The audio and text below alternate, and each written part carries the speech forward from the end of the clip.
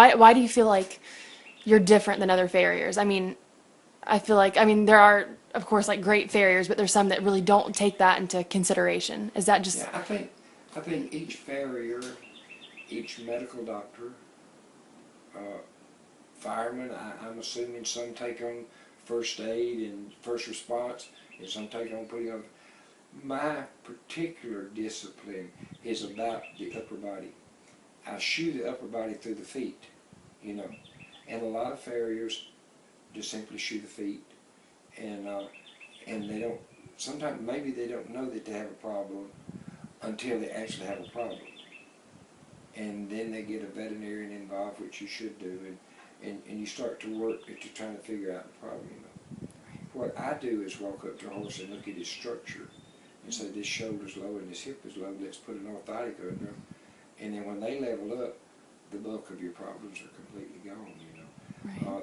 right, I don't have an answer because I think there's so many great horseshoers out there, you know, right, really great ones, you know. And I have lots of horseshoers, like we work together, and this will be our second time actually working together. And then, wasn't Dr. Karen here when you were, was Dr. Karen here? The chiropractor from Phoenix, Arizona?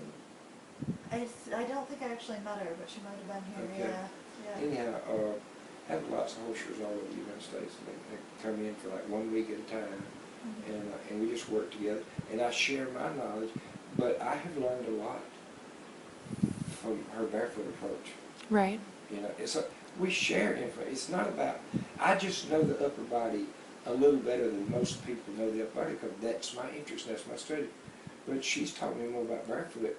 We've been able to share knowledge, and that's what I do. And I'll take what she's taught me barefoot, and I'll show it to someone else that does this, has a strictly barefoot clientele, you know. right, And so it's a sharing thing. Everybody has something to bring to the table. It's just give them an opportunity to be there and do that, you know. And sometimes I learn what I never want to ever see done again, you know. But at the same time, you know, I think the higher level you try to get shoeing, the more you try to learn about the natural ability of the horse and what a specific conformation would do in order to entice a horse to be better in a certain discipline. You certainly wouldn't want a great big old linebacker in football that weighed 350 pounds having to be your wide receiver, because he would never get to where the ball's going to be.